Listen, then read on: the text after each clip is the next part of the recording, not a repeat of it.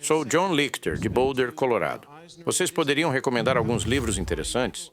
Charlie, what are you reading these days? Charlie, o que você anda lendo ultimamente? I'm almost ashamed to report because Olha, até me envergonha dizer isso. Mas eu voltei a estudar uma parte da biologia que eu devia ter aprendido 10 ou 15 anos atrás. and if any of you haven't, E se alguém aqui nunca fez isso, é um verdadeiro espetáculo o que descobriram nos últimos 20, 30 anos em biologia. if you take Doc, Se você pegar o Dawkins, o Gene Egoísta e o Relojoeiro Cego, esses livros são incríveis. Tem palavras ali que já estão entrando no vocabulário da língua inglesa, vão entrar no próximo Oxford Dictionary. dictionary, I mean, these are powerful books. São livros poderosos e são bem divertidos. I had to read The Selfish Gene twice. Eu tive que ler o Gene Egoísta 2 vezes para entender bem. E tinha coisas em que eu acreditava a vida inteira, que simplesmente não eram verdade. E eu acho isso maravilhoso quando acontece com a gente. A gente sempre diz, o difícil não é aprender, é desaprender. Mistake of taking Charlie Eu cometi o erro de levar o Charlie para visitar a Microsoft em dezembro. friends with Nathan Myhrvold. E ele acabou virando amigo do Nathan Myhrvold. E agora eles ficam trocando e-mails com cada vez mais entusiasmo sobre Mole rats. ratos toupeira. E eu acabo sendo copiado em tudo isso. I'm getting to see this flow back and forth. Então estou acompanhando esse fluxo de mensagens sobre os hábitos dos ratos toupeira. Ainda não achei uma forma de aplicar isso na Berkshire, mas tenho certeza de que o Charlie está tramando alguma coisa.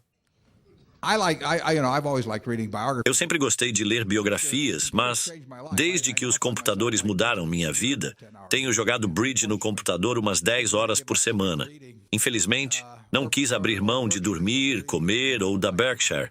Então a leitura ficou meio de lado. If you're asking about that, I would recommend Se você está perguntando sobre livros de investimento, eu recomendaria os 2 primeiros livros do Phil Fisher, lá de 1960, Common Stocks and Uncommon Profits, e o segundo, que é a sequência dele. São ótimos livros. E, claro, recomendo, em primeiro lugar, O Investidor Inteligente. well all of the important ideas in Os capítulos 8 e 20 são os que você realmente deve ler.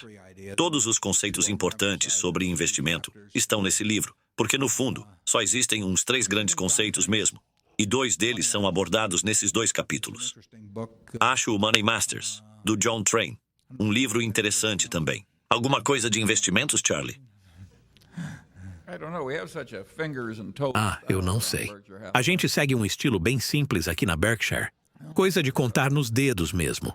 O Warren vive falando desses fluxos de caixa descontados, mas eu nunca vi ele fazer um. Discounted cash flows. I've never seen him do one. If it There are isn't, some things you only do in private, Charlie. Tem coisas que a gente só faz em particular, Charlie. if it isn't blueperfect, Se não for absolutamente óbvio que vai funcionar, nós vamos para a próxima ideia. tends to go on to the next idea. Yeah, it's sort of it is true. You don't. Isso é verdade. Se você precisa mesmo fazer o cálculo no papel, é porque está apertado demais. Tem que gritar na sua cara. Huge margin of safety. I mentioned the Mas, 3 ideas. The 3 deixa eu ideas explicar os 3 conceitos que mencionei. O primeiro é pensar no investimento como se estivesse comprando um negócio, e não só algo que varia de preço o tempo todo. O segundo é sua atitude diante do mercado. Isso está no capítulo 8. Se você tiver a atitude certa em relação às oscilações do mercado, isso vai te ajudar demais. E o último conceito é o da margem de segurança. Não tente atravessar uma ponte com um caminhão de 9.800 quilos se nela está escrito capacidade 10.000 quilos. Siga mais adiante e encontre uma ponte com capacidade para 15.000 quilos. Meu nome é Stephen Tuckner. Sou acionista de Toronto, Canadá. E minha pergunta é sobre como as ações da Berkshire são avaliadas, considerando que a Berkshire possui vários negócios privados registrados pelo valor de aquisição histórico e que muitos deles hoje valem muito mais. O múltiplo de valor contábil das ações da empresa não deveria aumentar com o tempo para refletir esse crescimento no valor intrínseco desses ativos. Cito como exemplos dessa diferença entre valor contábil e valor real o Buffalo News, que está registrado nos livros praticamente a custo zero, e a Geico, que mesmo após a consolidação total, deve estar registrada por 3 ou 4 bilhões de dólares a menos do que realmente vale. Most of the businesses. A maioria dos negócios que possuímos integralmente ou pelo menos 80%, está registrada nos livros por um valor consideravelmente menor do que vale hoje. E com alguns deles, a diferença é dramática, embora não seja dramática se compararmos com os 40 bilhões de dólares de valor total de mercado da Berkshire. Mas é dramática em relação ao preço contábil, porque quando compramos a See's Candy, por exemplo, por cerca de 25 milhões de dólares em 1972, ela lucrava 4 milhões de dólares antes dos impostos. No ano passado, lucrou mais de 50 milhões de dólares antes dos impostos. Quando compramos o Buffalo News, ele não lucrava nada. Pagamos 30 e poucos milhões. E hoje está lucrando talvez 45 milhões de dólares. Temos vários negócios assim. E a Geico vale mais do que registramos, por causa das particularidades contábeis dos primeiros 50% da participação. Então, é verdade que, em sua maioria, nossos negócios valem mais do que o valor contábil, e em muitos casos, consideravelmente mais.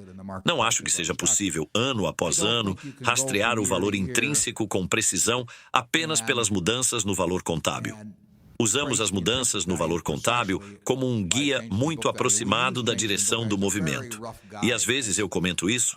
Houve relatórios anuais em que eu disse que nosso valor intrínseco cresceu mais do que a mudança proporcional no valor contábil. E em outros eu disse que achava que foi mais ou menos igual. Então, não acho que se possa usar isso como um multiplicador direto e chegar a um número preciso. Mas acho que serve como um guia para o movimento.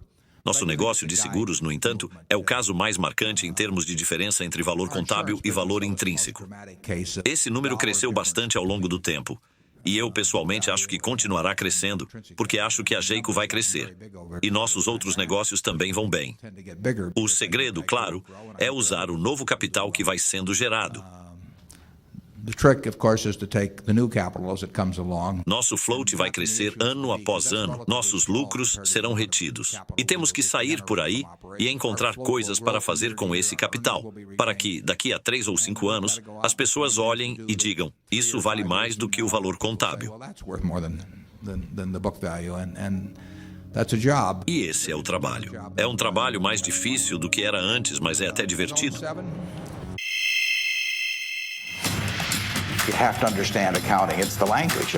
Você tem que entender de contabilidade. É a linguagem dos negócios.